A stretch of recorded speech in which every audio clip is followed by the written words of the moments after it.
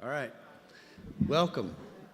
My name is Barry Ancelet, and I'd like to welcome you in behalf of all of us who are working on putting together Festivals Acadiens Creole this weekend, and also in behalf of the University of Louisiana at Lafayette Center for Louisiana Studies, with whom we are in partnership to produce this presentation, this discussion today on the issue of dance halls. This is in coordination with, along with the photographic exhibition that Philip Gould and John Sharp put together at the University Art Museum Hayes Townhouse, in case you have a chance to go out and visit that. We're going to be hearing during the day from people who have been thinking a lot about dance halls and their importance and their evolution, and not only what they look like, but what happened in there, and how that was important, an important social affair for South Louisiana. And one of the things that I've been fascinated with for a long time is how changing contexts changed the music that was being played in there, and how the music was being consumed, received, what people were doing, whether they were being invited just to dance, or they were showing up to eat as well, or all sorts of things. One might be surprised, if you're not from here, at the importance of dance, the importance that dance continues to have in South Louisiana. Festivals Acadiens Creole is often described as identified as a place where you either dance in the dust or dance in the mud, but you dance. And this is not all that surprising if you take just a little bit of a historical perspective on it, and do this in the guise of some introductory remarks. Both Cajun and Creole music are essentially dance music. The few descriptions of music events in South Louisiana from the 18th and 19th centuries all mention house dances, and all note that the music was being provided by Cajuns and Creoles performing together, which goes to the issue of the film that the East Sisters have put together called First Cousins, that is going to be debuting tonight. When instruments were unavailable, or at certain times during Lent, instrumental music was forbidden, Cajuns and Creoles managed to dance anyway, producing music with only their voices in what was called, among the Cajuns, rire la bouche, or musique à bouche, and among the Creoles as jure, or jubilee music, associated with ring shouts, clapping their hands and stamping their feet for percussion. If the Cajun repertoire of round dances became stale, they would sometimes just hum or whistle. That's all it took to dance. Descriptions of the Acadians at the time of the exile invariably mention their insatiable love of dancing. In a letter to his superintendent, dated March 12th, 1764, Saltoris described a communal wedding and a baptism blessing ceremony among the Acadian exiles who were just arrived in Saint-Domingue, or who were on their way to Louisiana. Quote, "They did not eat until everyone had given his toast. They danced, the old and young alike, all dancing to a fast step." And these people had just gotten off out of a brutal experience of a boat where they were in exile, with literally only the clothes on their back, maybe hadn't eaten a normal meal in months. They got out on the deck. The first thing they did was ask for weddings and baptisms, and the very next thing they did was dance on the dock. Later in the early 19th century, this still held true. C.C. Robin's travel account from 1803 to 1805 in Louisiana maintained that the Acadians quote, loved to dance most of all, more than any other people in the colony. At one time during the year, they gave balls for travelers, and will go 10 or 15 leagues to attend one. Everyone dances, even grand-mère and grand-père, no matter what the difficulties they must bear. There may be only a couple of fiddles to play for the crowd. There may be only 4 candles for light, placed on wooden arms attached to the wall, nothing but long wooden benches to sit on, and only exceptionally a few bottles of tafia diluted with water for refreshment. No matter, everyone dances. So we didn't just invent this. We didn't just start doing this yesterday. Creoles had a similar unaccompanied tradition called jure. Anthropologist Lawrence Levine noted that in America, as in Africa, black music, both vocal and instrumental, was intimately tied to body movement or dance. In South Louisiana, according to a scholar named Epstein, the kalinda was an African dance slaves performed despite the interdictions of their masters, who considered it too sexually expressive. Thus, the expression allons danser kalinda, which eventually became a song title, allons danser kolinda, the dance became a girl's name, was originally an invitation to dance a forbidden kalinda while the girl's mother was not around to make the old ladies mad. Rural Creole dances, often called lalas, featured waltzes and two-steps as well as best bob, and blues. Zydeco, which seems to have evolved out of jure tradition, came to refer to the currently popular dance styles as well as music associated with them. The meaning of the term expanded or survived to refer to the music, the musicians, the dance, the entire social event. Thus, Creoles go to a Zydeco to dance the Zydeco, to Zydeco music played by Zydeco musicians. And in the evolution of things, early dances were held in houses where the attendants were there by invitation only. That is to say, you knew everyone. Later, when public dance halls evolved, it became a little bit more problematic because you might know everyone, but you might not like everyone. You might not be related to everyone. And so public dance halls in the 1920s and 30s, were often the site of a lot of, the location for a lot of fight stories, and as well as dancing and socialization. But what was happening in those places was not just dancing and music, it was meeting and courting and exchanging news and finding out who was going to start picking their cotton next week, and who had just dug a well, and who needed help, and who. It was the whole thing. The dance halls were first dance halls, but they were way more than that. They were places where all these things happened. Public dance halls started evolving when, after Prohibition, when beer and liquor were available, adding another layer to the excitement. They were also larger, so amplification became necessary once electricity was available. And so that changed things. Playing for a larger crowd changed the way musicians play. The next evolution was more of sort of like a club environment. And then we started seeing two branches evolve. One, festivals, which was a completely new concept for us here, that is open air performances for a crowd. Concerts, which were often associated with that, and playing a concert of dance music is kind of counterintuitive, but it's exactly what we did the very first concert that we did in 1974 that became Festivals Acadiens Creole. We deliberately did it in a place where people could not dance, because we figured if they danced, they wouldn't pay attention. We wanted them to pay attention. So dancing was so important that we prevented them from doing it the first 2 years. Point was made, we moved outside. We're in Girard Park, where we are now, and you dance in the mud and the blood and the beer, and the dust.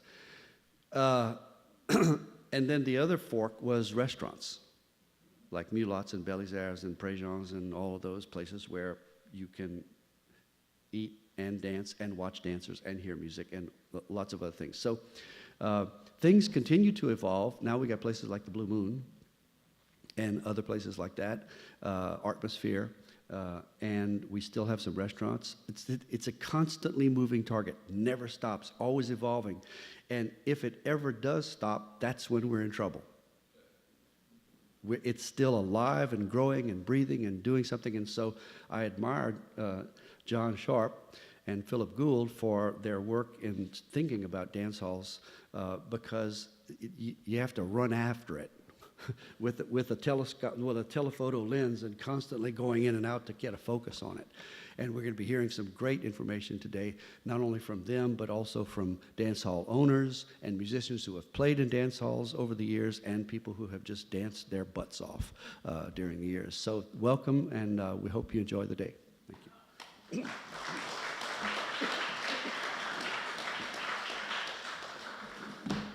Good morning. I'm Michael Martin. I'm the director of the Center for Louisiana Studies.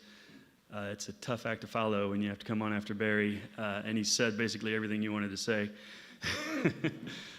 Probably, well, certainly unintentionally, but he's a walking encyclopedia of not only dance hall culture, but practically every other aspect of South Louisiana culture. So I want to take care of a couple of housekeeping notes. One, we're already a little bit behind because of some technical issues. The programs for today are on their way. As soon as they get here, we'll pass those around, and we'll have some in the back. A couple of other things. One, if you have a cell phone, put it on mute or turn it off or vibrate, or just make sure it does not interrupt the presenters. Secondly, the final presentations today, the kind of last slot in the symposium, will be given over to Philip Gould and Herman Fuselier, who will be talking about their new book, Ghosts of Good Times, Louisiana Dance Halls Past and Present. Just so you know, that book is available at this table back here, the red tablecloth that says UL Press. If you'd like to purchase it and have them sign it, they'll be available to do that after their presentation. And I think they'll be around probably before their particular time slot. I know Philip will for sure. But I wanted to make sure y'all know about that. I was asked also to come up with a few thoughts about dance halls and kind of what they mean in South Louisiana culture. And the reality is, I grew up and came from grew up in and came from a family that really didn't go out to dance halls much. Although my family owned lounges and restaurants and things like that, it was not something that my grandparents did or my parents did. At least my grandparents didn't do it once they were married, apparently, in talking to my grandmother. When they were courting, sure, they would go out to the clubs, some of which she won't even let me name in public. So I come at this from an outsider's perspective, even though I'm a native of Lafayette. It's not something that I experienced much in my life, and nor do I experience it much these days as well. Instead, what I want to talk about is maybe make some conceptual ideas about what dance halls are. And some of this Barry referenced, some of this John will reference in his presentation as well. But every time I think of a dance hall or I see a picture of a dance hall, I think of some experiences that I had while I was in graduate school, particularly in the classroom where I took a class on the history of the American West by a professor whose name happened to be Professor West. Professor West knew a lot about saloons in what is popularly and really mythically known as the Old West, right? The West that existed only for a brief moment, but that people imagine existed for a very long time. And what we learned in that class and what we read about in that class was that those saloons in these Old West towns fulfilled the same function for 6 days of the week that churches filled on one day of the week. They were both places where folks went to socialize. There were places where people heard the latest news, the latest gossip. There were places where folks had fellowship. I mean, they met their friends and they gathered together although certainly for different reasons. They sometimes settle differences at these places in the church or in the saloon, although using different means, I would say. It was a place where people met their potential spouses. It was a place where people celebrated life's most important occasions, births, deaths, marriages, and so forth. In many ways, the subjects of today's symposiums, Cajun dance halls, Zydeco clubs, function in just the same way as those Old West saloons. Sure, they have two primary functions. One, they're places where you can go to get a drink, and two, they're places you can go to have a dance. But they served, and they continue to serve in some instances, as community centerpieces that rival, in South Louisiana at least, the Catholic Church. In reality, their purposes beyond drinking and dancing kind of outpace those things. Ask people who went to dance halls or who still go to dance halls today what they remember about some long closed dance hall or some place that they still frequent. And the stories that they tell are not usually, oh, I went there and I got drunk. I mean, they'll say that certainly happened, or I went there and I danced, but really what they'll tell you about is, oh, that's the place I met my husband. That's the place where we went after Uncle so-and-so's funeral. That's the place where I went and my elders taught me a life lesson, whatever that life lesson may be. These aren't just bars, they're not just lounges. Rather, they're places where heritage is created, they're places where tradition is created, they're places where culture is created and fostered and communicated through generations. And I think that is why there's such a sense of sadness when one closes down, and there's such a sense of nostalgia for places that no longer exist and have been shuttered. And so today we gather together to discuss, to remember, to try to understand, and to celebrate these buildings that were much more than just buildings, right? They were much more than a bar, they were much more than a bandstand, they were much more than a dance floor. Our first presenter today is the Assistant Director for Research at the Center for Louisiana Studies, John Pud Sharp. I started working at the Center for Louisiana Studies about 5 years ago as director, a little bit more than 5 years ago, and one of the first major decisions I made was to hire Pud as Assistant Director for Research. He likes that, and I like it as well, and I think everybody agrees who's involved with the center or who knows anything about Pud that it was a smart decision, one of the best decisions that I have made. Pud is not from around here, just so you know. His accent's a little different than the rest of ours. He's from Alabama, but he is a folklorist who is fascinated by things. He's fascinated by questions that come into his head that he doesn't know the answer to, and I'm sure he'll tell the story of how he became fascinated by dance halls as part of his presentation. The thing you should know about Pud and the thing you should know about his project that he's been working on is that this is turning into a life project. Something that started out as, oh, I've got this idea, has turned into now 5-6 years worth of work that is ongoing. And he'll talk a little bit more about that as he gives his presentation. And so with the wonderful first thing in the morning title of Bloody Buckets, Twice Drank Beers, and Loser Gumbo, I present Pud Sharp.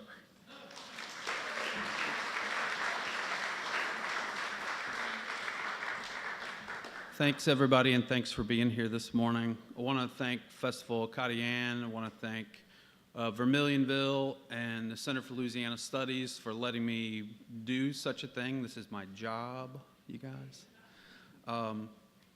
And I also want to thank AOC, who's filming today.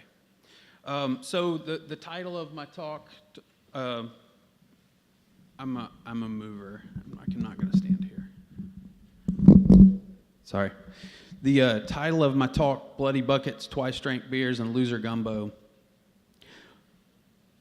Like these guys said, I'm not from here. I'm from Alabama. So I moved here in 2000, and one of my first experiences of immersive Louisiana culture was going to dance halls. And that's the thing, if you're not from here and you didn't grow up with it, it's something that definitely stands out in your mind as an experience.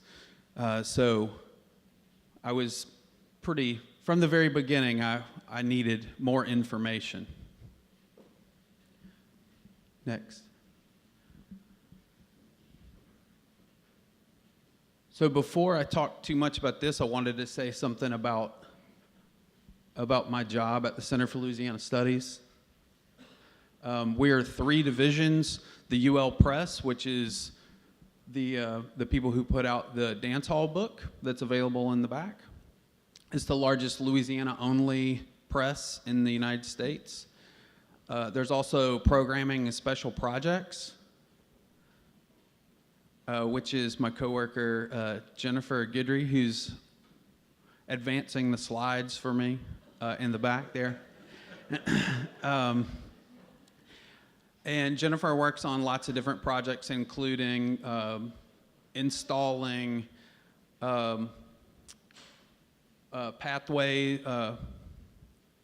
floating docks on the Bayou Teche, the Acadiana Foodways Alliance, creative placemaking, lots of things like that. And then there's my part, which is research. The research, you can go ahead to the next one. The research division is myself and my coworker Chris Segura, who Chris, I'm sorry, the words are all confused, but Chris is our archivist at the Archives of Cajun and Creole Folklore, which is a thing that I also work with, and I mainly work with video materials, and he works with audio materials. Part of the research division is that we put out CDs. This year we've worked in concert with Festival at Cardigan to put out the Walter Mouton Live at Festival CD. He's never had a CD before. Anybody who knows Walter, he's the king of Cajun dance halls. And this is a very big deal, and we're very excited to be a part of that. So because of my work at the center, I'm from Alabama. I grew up being exposed to old-time music, so I'm used to strange titles. But when I moved here, I don't speak French. So the titles that really grabbed my attention were these titles that were all in English. Hicks Wagon Wheel Special, the B.O. Sparkle Waltz, OST Special. So I asked my coworker Chris, who is a fiddle player and a luthier, and he plays in Faux Filet and Lafayette Rhythm Devils. I asked Chris, what is the significance of these titles? And he said, these are all dance hall songs. They are songs about dance halls, sort of like dance hall theme songs that artists wrote to perform or to be able to continue to perform sometimes at dance halls. And I thought, oh man, I wonder what Hicks Wagon Wheel looks like. I wonder what OST looks like. I started to look around and I could find very little information. So I decided it would be really neat to find some of this stuff and put it together. Somebody should really do that. So I talked to a lot of people and I said, I got this great idea. And finally somebody, it might have been Ray Resser, it might have been Barry, it might have been Michael. Somebody finally just said, just quit telling people about your idea and start working on the idea. And so that's pretty much what happened. I got a grant to make a film, Louisiana Dance Halls, and I started to really do research in earnest. So one of the very first things that had to happen is I had to decide, for my purposes, what a dance hall was. There's several different ways that this could go. The early dance hall model had allowed all family, all ages. There was really very little alcohol served inside. That was a smallish number. Then, like Barry said, there were clubs. That was a bigger number. Ages, you had to be a certain age to go in, you could drink. I really wanted to do all these things because I hate to think that somebody I'm leaving something on the table for the next person who may or may not ever come along and do the work. So I decided to expand my definition to say a dance hall has a designated dance floor. Live music is the primary entertainment there. It's okay if there's a jukebox, but it should hopefully be in the corner. And after I thought I have a definition. Now I really need to understand, where does this come from? Where did this culture begin? What I found out is that this all came from house dances. Bal de maisons. Both Cajuns, Creoles did this, African Americans as well. Every culture in this area had some version of the house dance. And basically, this is a community event. You had to be invited. Many times someone would go around on a horse saying, hey, we're having a dance, come to our house. Usually occurred on a weekend night. This was an early venue for courting, as previously referenced. That these guys said a lot of things as the opening comments and didn't leave a lot for me. So I'm going to be saying a lot of the same things again. But this was a venue for courting. Other than church, this was one of the main times that people would see their hopeful others. This actually did happen in a house, and the furniture would be removed, sometimes to other rooms of the house and sometimes to outside the house. The band would normally set up in the corner, out of the way of the dancers. There would be sometimes a designated area that now the thing that we think of as the fado-do room, where children would be put to sleep or would be tended to so that parents could dance in peace, or also so that, it turns out, so that women could watch their men and men their women. Only small number of dancers could ever dance at one time because the rooms were not very large. So several people have said that it would be normal that they would dance in shifts. They would dance in three songs, and then they would kick out all the dancers, and then another group would come in. And the most, one thing that I read said the most people that they ever saw dancing at one time was 6 couples in a room. So it was a very intimate affair, a very small affair. Sometimes food and drink were offered. Sometimes that was free, and sometimes that was at a cost. From the very beginning, things happened at these dances. These were events where many people were getting together, and sometimes it was a time for scores to be settled, but it was also a time for pranks to be played. And originally, I was very interested in the fight aspect of this, because if you do historical research and you look at newspapers, much like the newspaper today, generally not great news, but only bad things are reported. So many fights came up that way, historical research. But some of the funniest things that I heard, well, and some horrific things too, but some of these pranks were really great. It was not uncommon for people to steal their friends' horses. So if you went to a house dance and you got drunk and you walked out into the darkness and your horse was just gone, also people cut off the manes and tails of other people's horses so that they were unrecognizable. But some of the more crazy things had to do with couples that had broken up or jealous of a new person they had moved on to.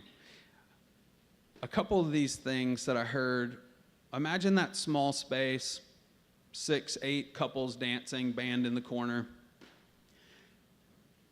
People would walk in while their spurned beau was there and drop red pepper all over the floor, so that when people would dance, it would kick it up and fill the room and everyone would have to leave. The dance is over, go home. Evening ruined. Additionally, someone gave me this story, and they asked that they never be named as the person who did this. But when they were a child, and this was up around Marksville, they would be taken to these house dances, and they did not enjoy it, and they wanted to go home. So they would catch a cat, and they would rub something on the cat's butt to make it really, really angry. And they would throw it in an open window of the house, and it would just go from person to person, attacking everyone until everyone left. Dance over, everybody goes home, the kid gets to go home. Some other things that happen involve crabs way down the bayou. People would get crabs and put them into the chamber pots in the women's restroom. That would also end a dance. But the most notable fight stories actually came to me. I look all over, I'm doing all this work. In the archive where I work, Barry had already done this work for me. A great story about a man whose primary weapon was a thrown bottle through open windows at dances.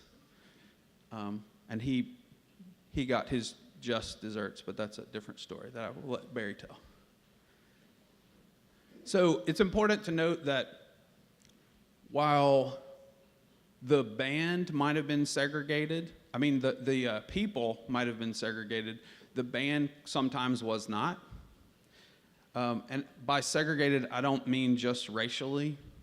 I mean by ethnic group, but I also mean by economic groups as well, and social groups. And so the most notable of this, probably the most brought up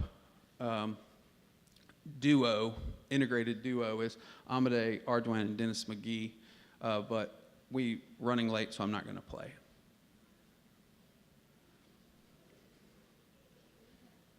So after the house dances, when dance halls began, it was a business that was open to the public. So as Barry mentioned, this meant there were fights. You couldn't control, it wasn't only invited guests anymore. So it meant that people who might not want to be around each other showed up at the same place. But these buildings that dances began in tended to be either built for the specific occasion or purpose, or just a repurpose of any building that could be gotten cheaply for this purpose. So there's all different kinds of buildings. One of the things about the early buildings that I wanted to point out was very few images exist. These are pictures from the 1938 Farm Security Administration Office of War Information photos. They're by the photographer Russell Lee, and I found them at the Library of Congress. But they are the earliest photos of dance halls in Louisiana, and they really do give an overview of that slice of life. What happens at the dance hall? So one of the great things from these photos, you can see on the photo in the right, the children looking through the window.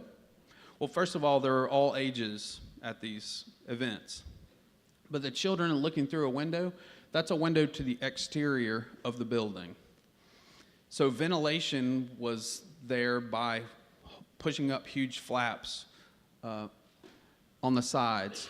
The interior of the building is all wood, except for it's a corrugated metal ceiling, but it's open rafters.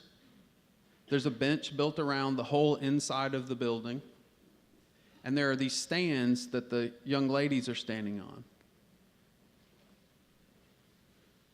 This is probably the most well-known photo. This is of the entrance at the LUS Dance Hall, which is between Crowley and Rain. the LUS. So the man in the foreground wearing the hat is a ticket taker. If you were a man and you wanted to dance, you had to pay him to go ask a girl to dance. Women were admitted free, which meant that there was a steady stream of men willing to pay for a dance, the chance for a dance. The area behind him, where the raised area where the men are, is called the bullpen, or sometimes the dog cage or the dog pen. As you can tell, there are men of probably a courting age there, but also younger men trying to pick up on how this works. I'm going to be with my older cousins, older brothers, Well, did they have to pay for each time they wanted to dance, or just one time for the whole night? just one time for the whole night. But they would have to return to this area after they danced. Men and women were generally very separated. Unattached men and women were very separated at these events. You can see the band on the raised stand behind. There's a single microphone there, but the instruments are not electrified. There's a single bare light bulb in the middle, but also a gas lamp to the left, to give you some idea of the time frame. And you can see in the very foreground, the bottom foreground, there's a man trying to convince a woman of something, and I'd like to know what exactly is going on there. So, as I mentioned, the sexes were separated. Women, the younger women, stood on the bleachers, and they waited for the men to ask them to dance. And the men had to stay in this area, the dog cage, or the bullpen, until they were ready to ask a girl to dance. So it was a very shameful thing to pay to go ask a girl to dance and to be refused and to have to walk back. And I have several stories that I've gotten from people about that. As has already been mentioned, these areas were very important as far as courtship. Other than church, many of these people lived very far distances away from each other. So this is some of the only times that they would see each other. But along with that is a very important thing. As you can tell in the background, in the foreground you see a young man asking a woman to dance, and a lot of young girls waiting to be asked to dance. Just behind that row of younger girls, if you look really close, moms and grandmoms, most with pretty serious scowls on their faces, watching very closely everything that's going on. One of my favorite stories that I heard was that even when you could get a girl to dance with you, you would be on the floor and going around, and you would look and you would see their mother or grandmother watching, and everyone's head would just be turning like they were watching NASCAR. They would get close, and as they would get close, they would put their glasses down, and they would raise them back up. You were watched very closely. And then later on, I have a couple of people that I talked to who worked at later dance halls that said people would try to bribe them to turn the lights off so that they could run out the side door with their girl so they would not be seen. Another thing that came up a lot was wedding dances at these dance halls. So one of the things that was very surprising to me was that nowadays you have to reserve a place. You have to pay for a place to have a reception. Back in those days, they would pay you to have a dance. They would pay the couple to have their dance. And that wasn't just the honor of saying that you had held the dance. It was that at a wedding, people tend to spend more money. People tend to drink more. So that money would be made back. And then on top of that, people know that they had a good time at this place, and hey, let's go back there. That was a good time. early days of these dance halls, the drinking was mostly done outside.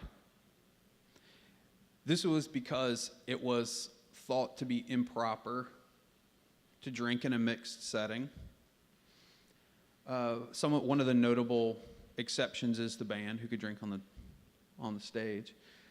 This is also a photo from the LUS Dance Hall. And what's interesting is I've never been able to find anyone who could tell me the exact layout, but they also had a saloon as part of the dance hall. And one person said they think it's straight through that hole in the back, so that the band could just turn around and say, "Could we have another beer, please?" Which would make a lot of sense. Fighting. This is not a historic photograph. But many fights happened at these dance halls, and it's very well documented. Many historic newspaper clippings and really incredibly horrible things that happened. Particularly in one area that's called the Marais Brûleurs. It was a thing that many people told me. They actually would say that club was a real Marais Brûleur. And I thought, wow, I got to find out about this club. Everybody keeps telling me about this club called the Marais Brûleurs. But it was an area that was well known for violence, particularly at the dance halls and nightclub establishments. Of course, music was very important at the dance halls too. But the thing that I found a lot is that I would ask people, what dance halls did you go to? And they would tell me, and I would say, who were the bands? Who played at the dance hall? Many times people didn't know. They don't know who, it was the guy who lived down the road. The musicians primarily, unless they became well known, stayed very local. And although they were known, they had notoriety for being musicians, many of the people who go to dance don't go because of the celebrity or the personality of the band.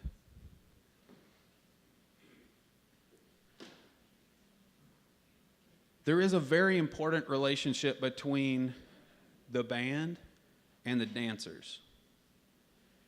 I was speaking to D.L. Menard one time. He said, if you were playing a place, someone came up and they requested a song, and you couldn't play the song, when you went back the next week, you could play that song.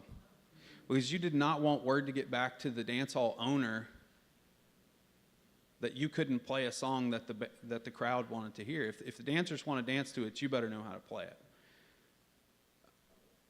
Additionally, here, I wanted to include some idea that things have changed a lot. These early establishments were very segregated, and many places honestly continue to be today by choice of the people who frequent them. But a lot of things have changed, and as far as festivals being a dance hall environment. So when I started this, I had a list. Someone gave me a list. It had about 150 dance halls on it. And I started to slowly add to the list. Over time, over the last 5 years, I found over 1,600 dance halls and clubs. This map is on my website, dancehallsoflouisiana.com. But of all the parishes in the state, 16 do not have dance halls. I don't believe that. I know I just haven't talked to the right person yet in every one of those places. There was some version of a dance hall, even if it was a community hall. And so if you look at this primarily, you can see there's a lot in the Acadiana region. That's for a couple of reasons. Number one, that's where I live, and that's who I'm mostly talking to. But also, that's where most of them were, right? Because the cultures that spawned, that came to live in this area, the dance culture was very strong with them. So they brought that, and it stayed. Many of these clubs are post World War II, which is when a huge boom occurred. You can also see I have more than 50 in New Orleans. Those are actually the early jazz clubs and the few dance halls that were other than current. I kind of got to about 100 and said, okay, New Orleans can take care of itself. But if you look going towards the west, around where I-10 is, which is really Old 90, many clubs were here at the border in the East Orange and Vinton area. That's because there was a large naval base just the other side of the border, and things were much more, well, the drinking age was 21, and people could come across the border into the mostly rural area where there were many clubs along Old 90. I wanted to know about this area. One person gave me a list of 30 clubs as if I was driving in a car with them. On the left was the Showboat. Right past that, back in the woods, was Luann's. And I wish we could have gotten in a car and gone there and seen it, but many of these things are long gone. Dance halls, as I mentioned, they would be in whatever building that people could find to use. So many of the buildings were retrofitted. They were in many locations. They were in the city. They were in the country. They were everywhere. They went from being really, dance halls would just be wooden with very little adornment, many times not even a name, to neon.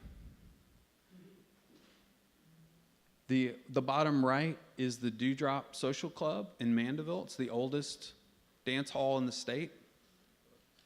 They still have events there. And it's a beautiful location with basically built around the tree. So they were in all kinds of different locations and different types of buildings. The top left is Bubba's, which is up in around Cane River, Natchitoches. The bottom left is the Step-In Club, which was in Lawtell. And the top right is Club Louisiana, and I don't know where it was. Do you know where it was? But you know the neon? Because there were several different.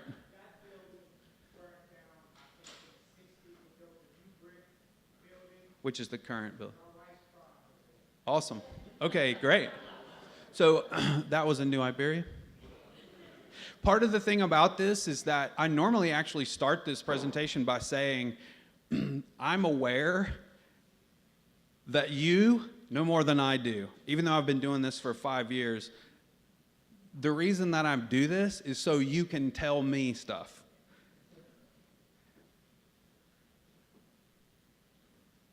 So one of the big things, very obviously and from the very beginning, I decided, okay, well, there are these distinctions. The few Zydeco clubs that were open when I began were basically these clubs. Slim's in Opelousas, which closed within the last year. To the top right, Miller's Zydeco Hall of Fame, which is out in the Lawtell area. The bottom left, the Davis Club in Cecilia. Whiskey River in Henderson, and El Cido's here in Lafayette. Of the many places that have come and gone, these are probably the most well-known places. Most of them started in the late 1940s, not Whiskey River, but the rest. So this was one of the first designations of clubs and the places that I could go out and still physically visit.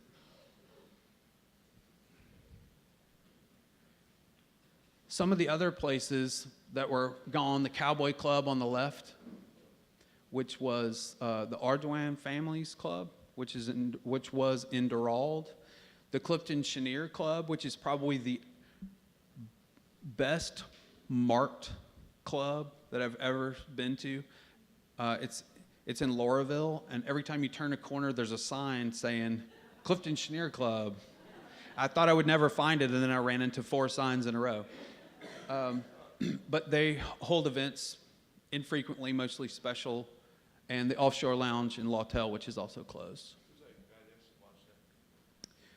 I don't know. I don't know. I can figure it out. One of the things that I thought was really interesting that got my attention was this phenomenon called White Night, which began, some people say, late 70s, other people early 80s. It started at the Bon Temps Roulette on University or Hamilton's Place, depending who you talk to. And that is a time when mostly on Wednesday nights, a band would play, traditionally a club that was a Creole club or a African American club, had many times a white band, and they invited college kids to come and play there. To come and be there with the normal clientele. So the largest majority of all the clubs that I have come across are Cajun clubs. This is the French Casino, the top left, in Mamou, which used to be downtown and was moved there in the 60s. Bork's Club, which is in Lewisburg on the top right. Bottom right, Guidry's, which was right around the corner in Lewisburg. And the old Lakeview, which is at Lakeview Park outside Eunice.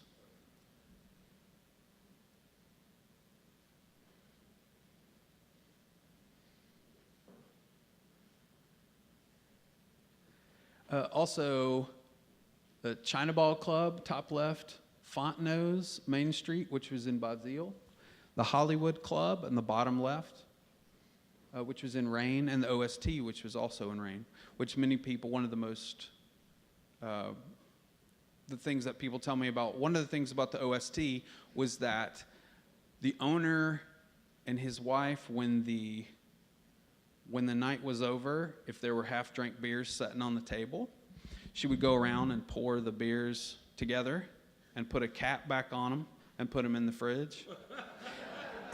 So I was talking to Johnny out, and everyone says this person at this place did that, but I won't say her name. But the number of people who told me all from the same time period made me figure it out pretty easily. But those beers would sometimes be giveaways. Hey, you boys want another beer? The band's really good tonight. Want another beer? The Old Spanish Trail. The club is on the Old Spanish Trail, but also people said it was the Old Stinking Turtle. That's another very often repeated remark. So this is La Poussière in Bro Bridge, and we happen to have the Patins, who are the owners, so it'll be part of discussion here shortly as well. And a couple of years ago, a tornado ripped part of the roof off the building. And I think that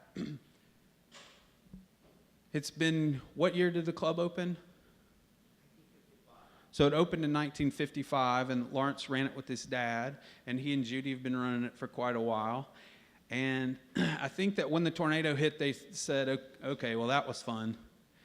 But before they could really breathe and think about it, a whole host of people who play there got together and set up a benefit to have the building fixed. So basically someone called them and told them, we're going to have the building fixed, so get ready to keep going.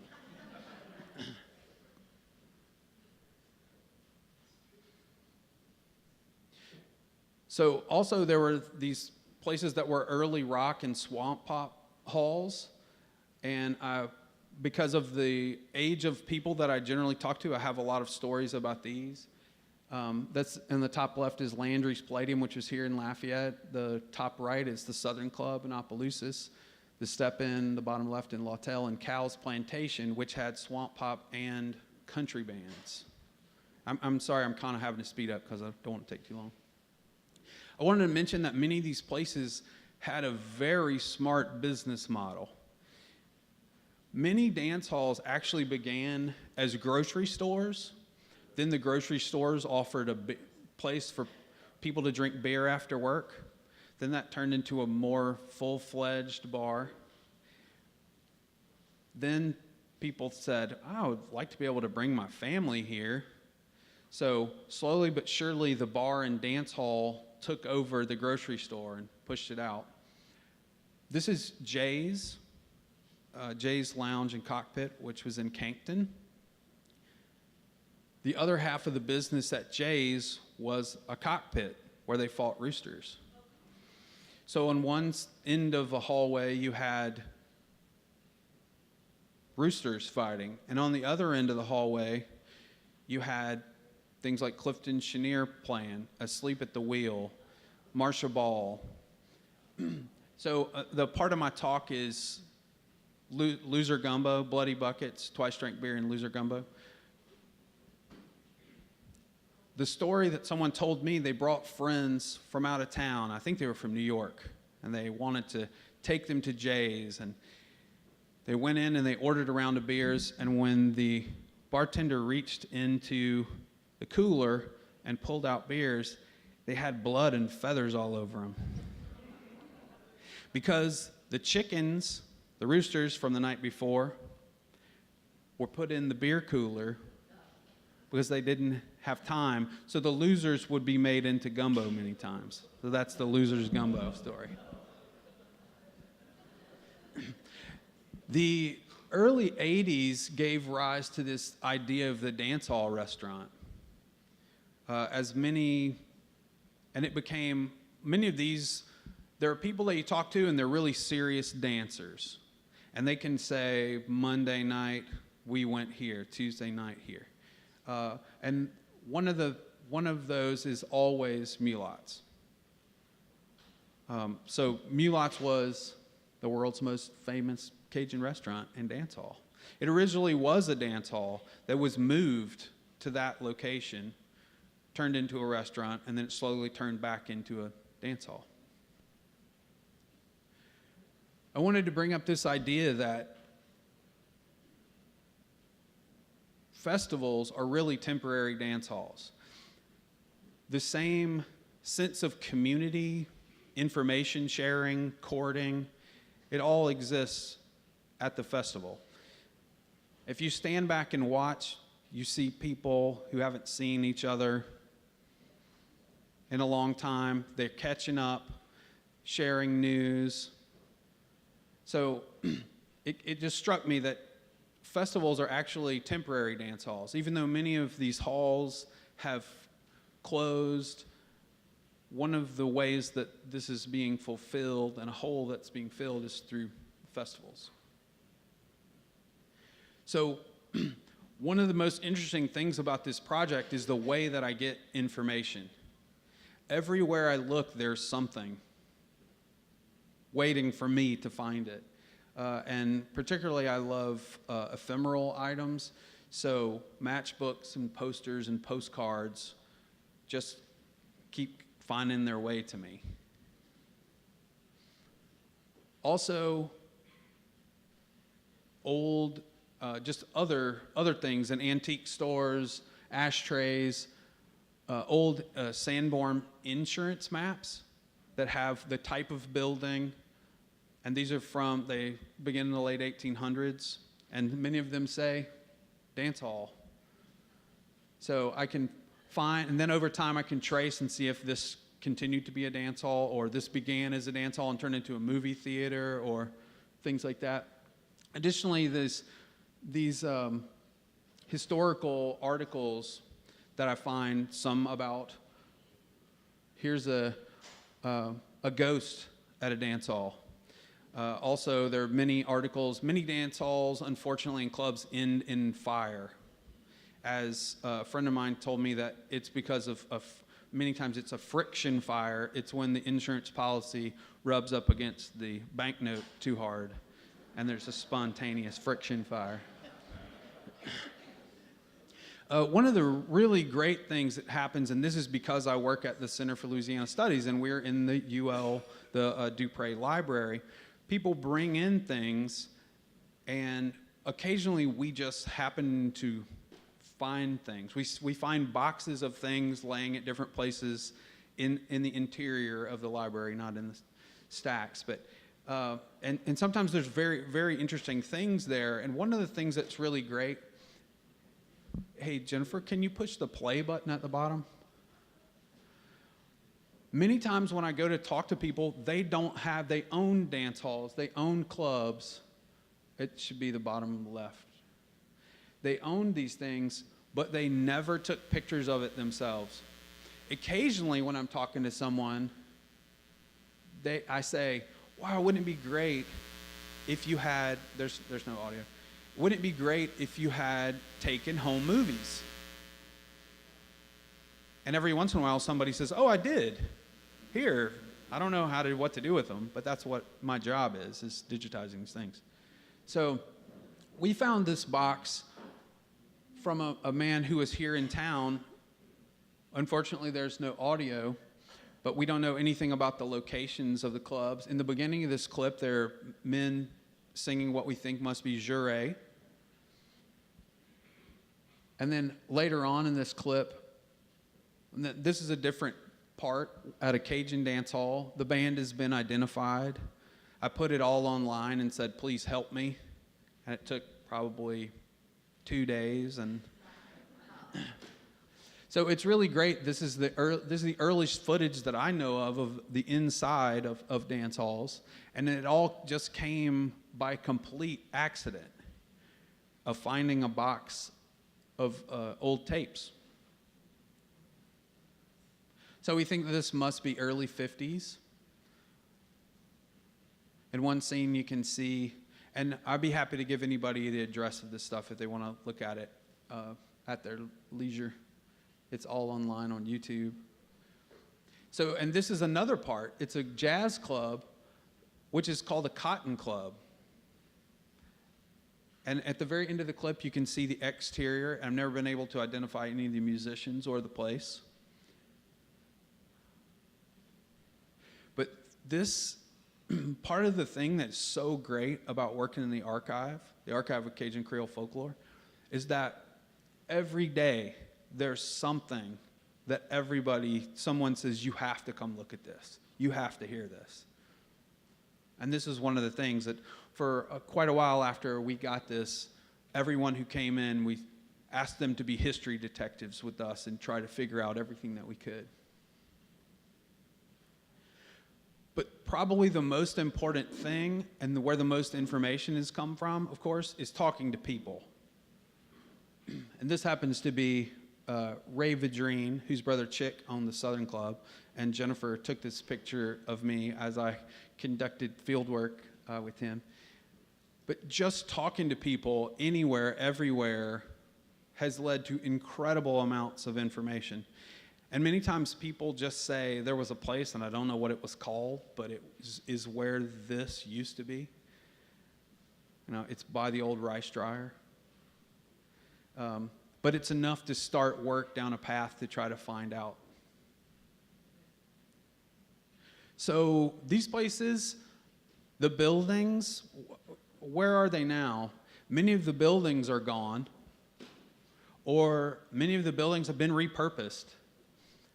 The top left, this is Hope Hall, Good Hope Hall here in Lafayette, which is a lawyer's office, but it was a very well-known jazz club. Louis Armstrong played there. Many traveling jazz bands played there. The photo on the right is Webster's Meat Market, which was Webster's Dance Hall in Cecilia. When they closed it, they decided that they would cut the building in half. The family wanted to get out of dance hall business, so they opened a meat market. And then they've since sold it. And the bottom left is the Midway Inn in Evangeline, which now looks like kind of like a Cracker Barrel inside with all the stuff on it. But it's a private, the family still owns it. It's a private facility that's mostly used by a group of bikers, honestly. But the buildings are still there, some of them. But why, the ones that closed, why did they close? I always ask people this, particularly owners and people who worked at clubs, and I get a lot of interesting thoughts on that. But the primary response is that the people who came to these places stopped coming. And the reason for that is many of them, that their age, or they had children, and they just didn't go out all the time. When you couldn't bring your children to the dance hall anymore, you can't expect the family to come to the dance hall anymore. If you ask people who own Zydeco clubs right now, they say the reason that they're closing, or might have to close very soon, is because the casinos have priced out the bands. A casino can pay a band far more than they can make at the door in one night at El Cido's or at Slim's Waikiki. I really want to emphasize to you, this is not a done deal. This is alive and well. It may be a little harder to find. The events may be a little more spread out. But clubs, dance halls, they're still open. Some of them 5 nights a week, some of them 3 nights a week. Some of them just special occasions. But these things are still there if you're willing to go find them. Not all dance halls are old. There are people, every time I go to the Blue Moon now, I don't know anybody there. There's a great turnover of people that are coming to these places, that are seeing that the dance halls and experiencing the culture. By the way, this is a mixed business model too. That's also an overnight, a guest house. This is the back porch. If you guys haven't been there, you should go check it out. It's great. So the very last thing is that someone always comes up to me afterwards and they say, you did not talk about the place that I love. And I can only say so much. But at my website, louisianadancehalls.com, there's over 1,600 clubs there. You can look them up by parish, by city, by name.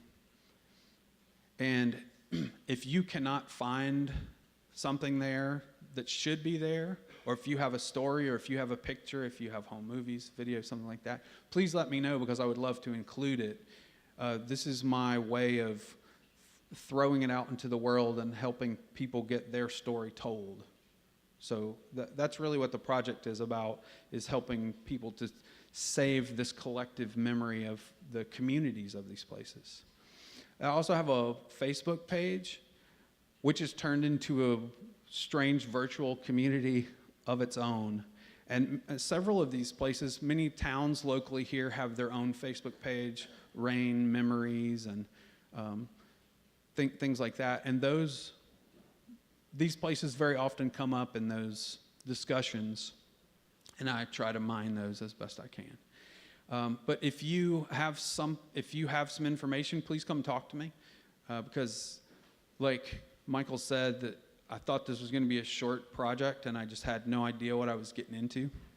But I'm very happy that it has turned into what it is and has gone on for as long as it has. But thank you guys for coming out first thing in the morning to listen. Thanks.